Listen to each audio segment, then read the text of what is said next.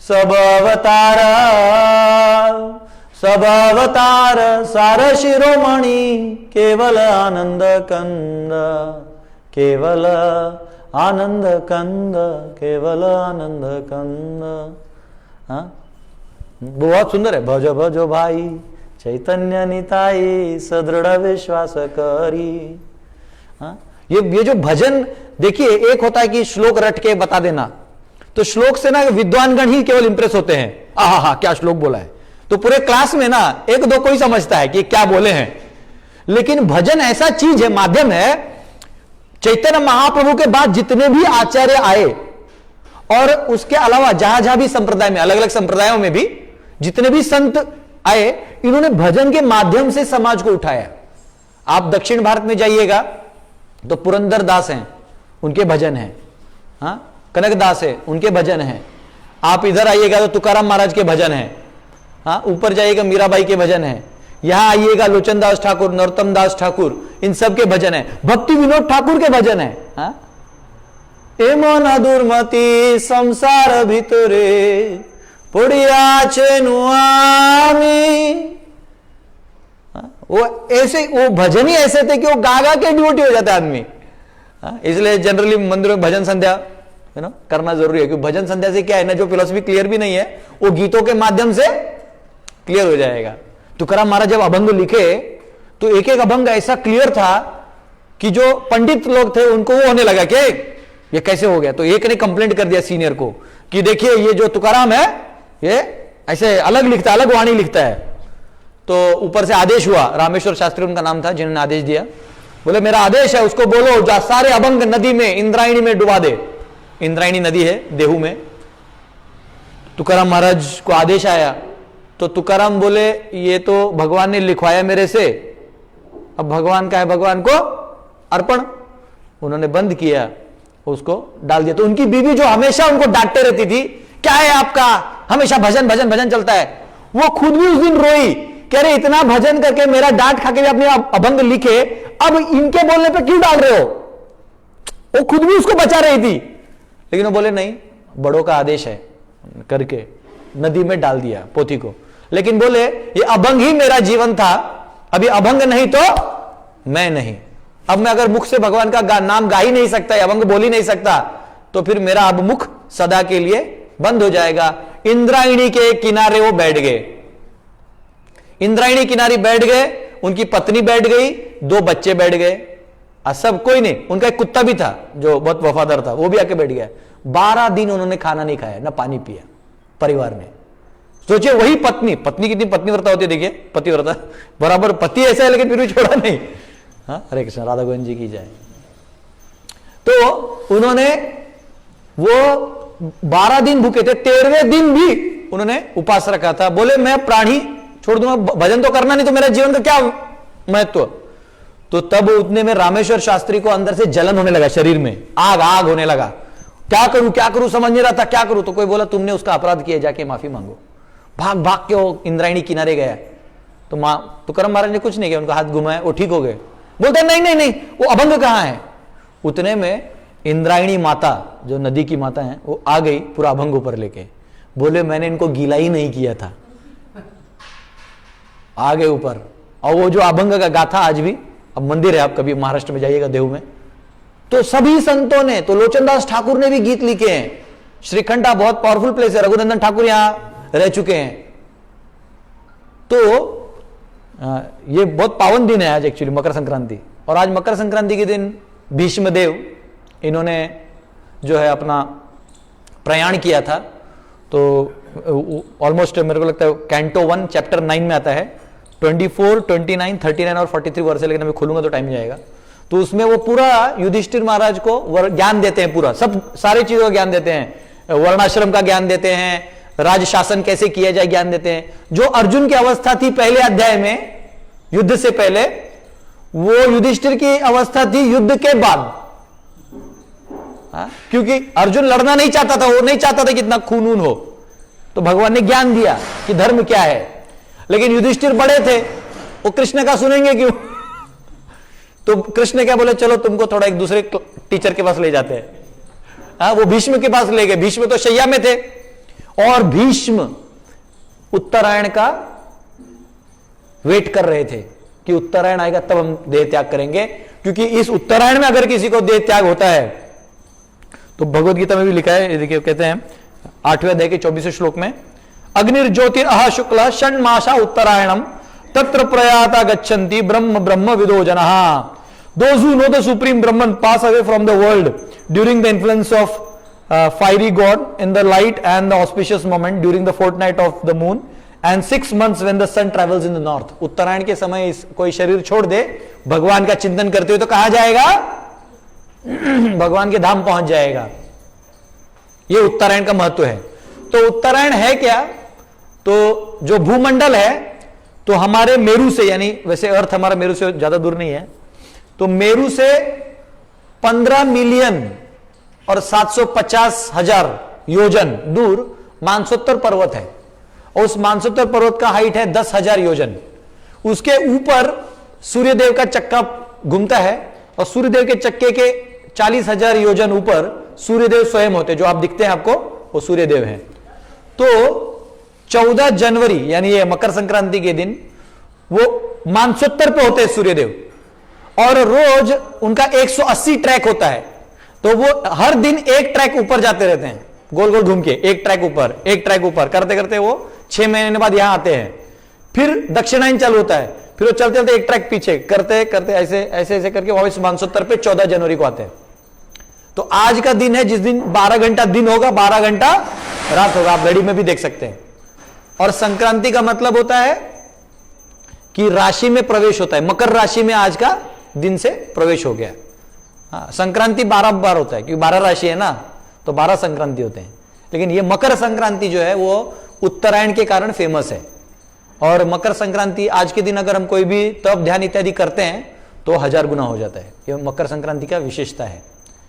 तो भीष्मदेव इसी संक्रांति का उपस्थिति कर रहे थे कि यही दिन आए और मैं अपना देह त्याग करूं, और वो भी भगवान के सामने। तो उन्होंने भगवान को कहा है कि आप यहीं खड़े रहना मैं आपको देखते हुए प्रयाण करना चाहता हूं।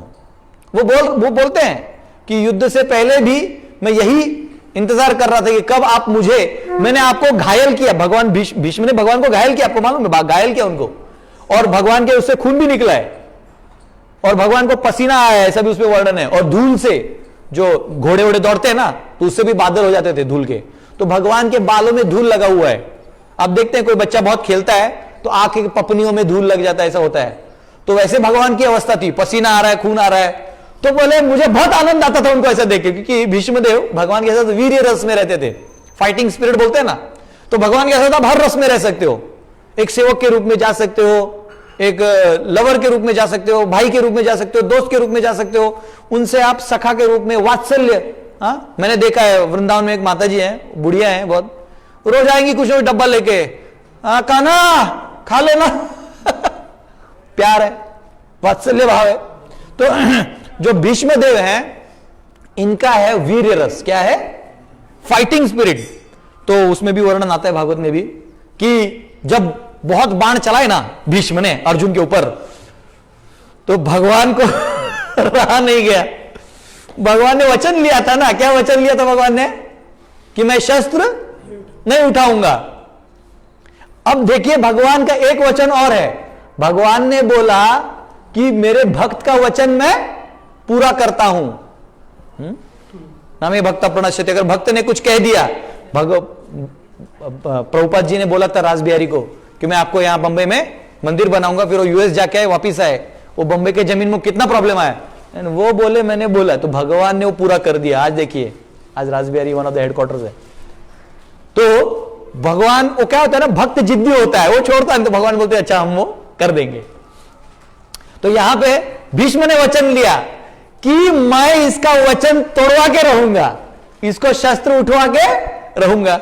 अब भगवान का क्या है, इनका भी शब्द रखना है, अर्जुन को भी वचन है, तो भगवान ने अपने शब्द का बलिदान कर दिया। देखो, मतलब भगवान अपने आप को भक्तों के उसमें रखते हैं कि आप बोलो। और जब उन्होंने बहुत चलाया तो वहां एक पहिया गिरा था, पहिया उठाया भगवान ने, और वर्णन आता है कि उनका उत्तरी गिर गया, जो होता है ना कंधे पर से, वो सब गिर गया। मतलब व्यक्ति एकदम मारने की स्थिति में आया है, देखते ना कोई मार मारी हो तो फिर गए, रुको बोला हटो सब, तो वैसे गिर गया, वो पहिया उठाया, भीष्म। और भीष्म ने क्या किया, जिस गति से, मन की गति से वो बाण छोड़ रहे थे अर्जुन पे। अर्जुन इतना बड़ा योद्धा बोलते हैं, लेकिन महाभारत में वर्णन है कि भीष्म अकेला कुरु पांडव सबको साफ कर सकते थे, लेकिन वो तो अब भगवान पे छोड़ दिए थे। तो जब वो भगवान आए ना लेके, तो भीष्म ने गांडी, वो उनका जो वो था धनुष्य और तीर सब छोड़ दिया। आइए अब ये रस को आप क्या समझेंगे? वैसे बोल रहे हैं, बोलते मारो। तो अर्जुन भाग रहे हैं, सीन देखिए, अर्जुन भाग रहे हैं और भगवान के पांव पकड़ रहे, बोला प्रभु नहीं, वो वैष्णव है, आप क्यों कर रहे हैं, आप अपना वचन क्यों तोड़ रहे हैं? बोलते हैं समझता क्या हमने आपको? कैसे मार देगा तुम्हें? और अंदर से ये भी भाव था कि उसने भी, उन्होंने भी, भीष्म ने भी वचन लिया था ना कि मैं भगवान को शस्त्र उठाने में मजबूर करूंगा। तो भगवान ने अपने ही शब्द को तोड़ दिया, केवल 2 भक्तों का शब्द रखने के लिए। तो भीष्मदेव भागवतम के पहले स्कंद में भी आते, कहते हैं कि जितने लोगों ने भगवान का दर्शन किया उस रणभूमि में, वो कहां गए? मुक्त हो गए। केवल भगवान के दर्शन मात्र से। मैं तो कहता हूं उस युद्ध में कोई मतलब स्टेपनी लगाने वाला भी होगा ना और भगवान का दर्शन कर लिया तो समझ लो उसका उद्धार हो गया। हम लोग इतना जप तप कर रहे, हरे कृष्णा कृष्णा कृष्णा हरे हरे, वो बेचारे से देख के चला गया। तो वो भीष्मदेव आज के ही दिन प्रयाण किए थे, और आज के दिन मकर संक्रांति को जो मराठी में कापणी बोलते हैं, या जो काटते हैं धान को, हाँ, तो उसको, उसके बाद जो धान बन जाता है, उस धान को आज लोग अपने इष्ट देव को अर्पण करते हैं, राधा कृष्ण को, लक्ष्मी नारायण को, या शिव पार्वती को, जैसे भी जिनके इष्ट हो। तो आज के दिन वो क्या करते हैं, उसका पोंगल बनाते हैं। पोंगल, साउथ में पोंगल बनता है, मीठा पोंगल, चावल गुड़ का। अच्युत गोपाल रहे चेन्नई में, पोंगल खा के गोरा हो गया। और महाराष्ट्र में तिलगुड़ बनाते हैं, तिल का और गुड़ का लड्डू बनाते हैं छोटा छोटा। रोज आप किसी के भी घर जाइएगा तो बोलते हैं तिलगुड़ गया, गोड़ गोड़ बोला। चलो साल में एक दिन तो मीठा मीठा बोल सकते हैं।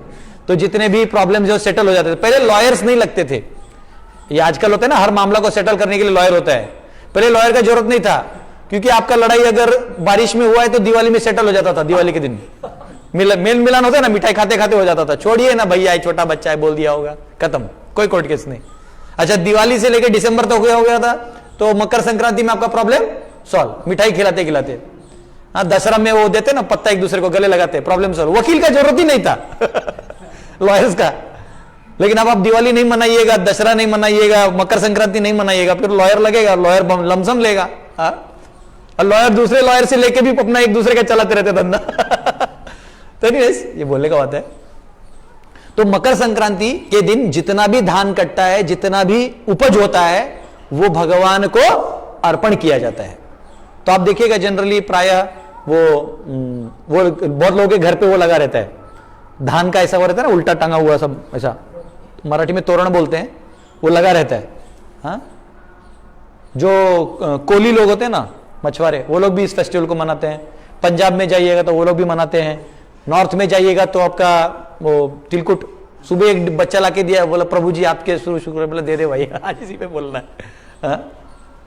तो वो तो मॉडर्न साइंटिस्ट क्या बोलते हैं, well you know why they did this because they wanted to get heat and in the January there's a lot of winter season, so अरे भैया ये साइंस वाले क्यों धर्म में आ जाते समझता नहीं है।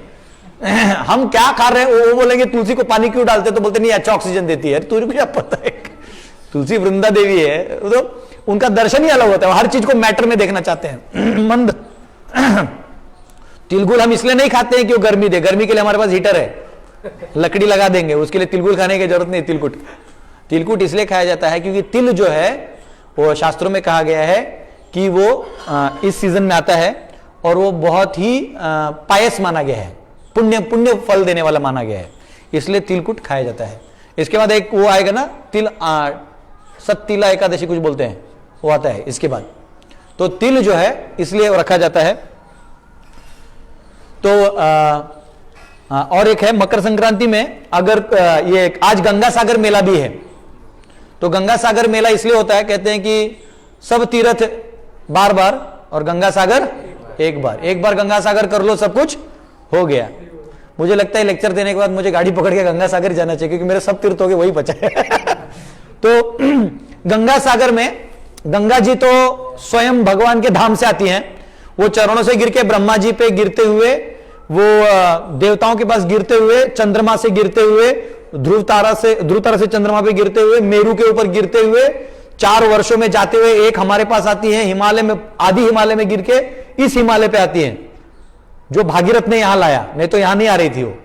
तो उसका कारण यह है कि कपिल मुनि जो है, कर्दम मुनि के पुत्र कपिल मुनि, तो कर्दम मुनि थे सन्यासी, लेकिन भगवान विष्णु ने उन्हें कहा कि आप जो है संतति उत्पत्ति करिए, आप विवाह करिए, ऐसा कुछ आदेश दिया था। तो देवहूति से विवाह करके कपिल मुनि का जन्म हुआ। तो उन्होंने भी बोला कि आपको मेरे बेटे के रूप में आना होगा।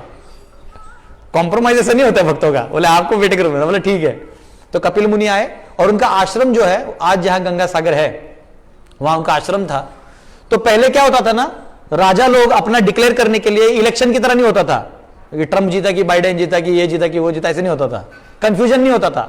अगर मैं राजा बनना चाहता हूं तो मैं घोड़ा छोड़ूंगा, जो अपोज करेगा उससे मुझे लड़ाई करना पड़ेगा, वो हार गया तो मैं वो भी राज्य करूंगा, ऐसा होता था। जनता को फालतू में मारना नहीं पड़ता था। तो वो जो राजा थे, सगर थे, उन्होंने अपने 60,000 बच्चों के साथ, उन्होंने सगर के पुत्र सागर हुए, तो उनको 60,000 बच्चों के साथ वो घोड़ों को छोड़ दिया, अश्वमेध यज्ञ किया। और वो घोड़ा जब कपिल मुनि के आश्रम में गया तो उन्होंने कुछ तो मस्ती किया, तो कपिल मुनि ने देख के उन 60,000 को भस्म कर दिया, घमंड को चूर कर दिया, भस्म कर दिया। अब उनका उद्धार कैसे होगा, क्योंकि ऐसे श्रापित से आपको मुक्ति नहीं मिलता, अगला जन्म नहीं मिलता, वो भूत होकर भटकना पड़ता है। तो फिर उन्होंने क्या किया, उनके जो नीचे आए डिसेंडेंट भागीरथ, उन्होंने बोला कि मुझे कुछ करना है। तो उनको किसी ने बोला कि आप गंगा जी को अगर ले आओगे यहां से तो आपके सभी उनको मुक्त हो जाएंगे। तो फिर उन्होंने गंगा जी किया, फिर शिव जी ने अपने जटा में धारण किया और हिमालय से गंगोत्री से करते हुए मां गंगा आते हुए देवप्रयाग, रुद्रप्रयाग, देवप्रयाग करते हुए हरे ऋषिकेश, हरिद्वार, प्रयाग, कानपुर, जहां आपने बाटा का गंदा जूता का उसमें डाल दिया सब, फिर भी मां हमारी गंगा लेके चल रही है। फिर वाराणसी में आई, नमः पार्वती पतये हर हर महादेव। मणिकर्णिका होते हुए मां गंगा पटना जाती है, सोचिए बिहारियों के बीच में भी जाती है पटना गंगा, वहां बिहार से होते हुए बंगाल, बांग्लादेश में भी जाती है, फिर उधर से वो गंगा सागर में प्रवेश करती है। और ऐसा कहते हैं कि आज के दिन अगर कोई गंगा जी में स्नान करता है या गंगा जी का आचमन करता है या स्मरण भी कर लेता है तो 1000 अश्वमेध यज्ञ का फल मिलता है, 1000 अश्वमेध यज्ञ का फल मिलता है। तो इतना पावन है आज का दिन। तो आज का दिन हमको ज्यादा जप करना चाहिए और भगवान का स्मरण करना चाहिए, ठीक है। तो हरे कृष्णा, बहुत बहुत धन्यवाद। आप में से किसी का कोई सवाल हो तो पूछ सकते हैं। हरे कृष्णा। तो मैं महामंत्र को रिक्वेस्ट करूंगा, प्रभु जी आप।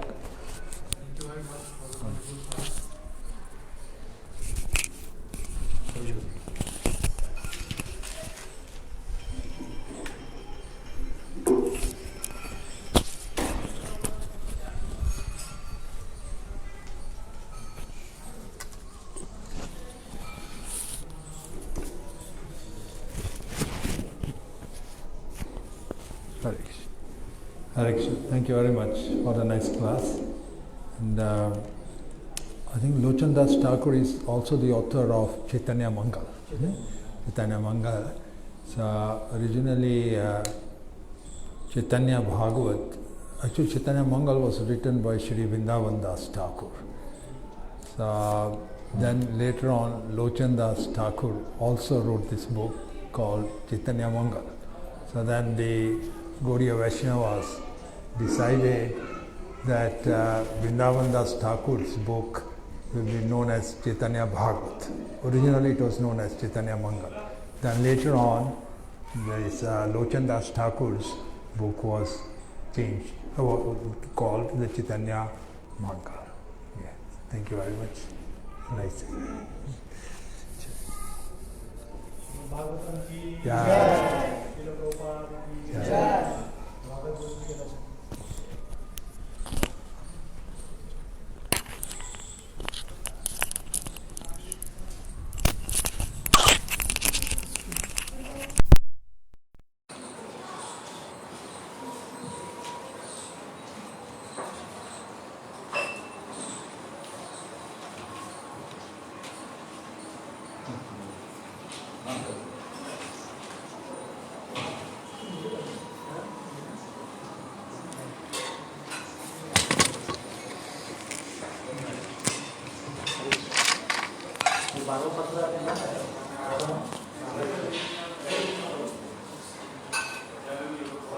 श्री श्री राधा गोविंद भगवान की जय। इस्कॉन इंदौर श्री श्री राधा गोविंद जी।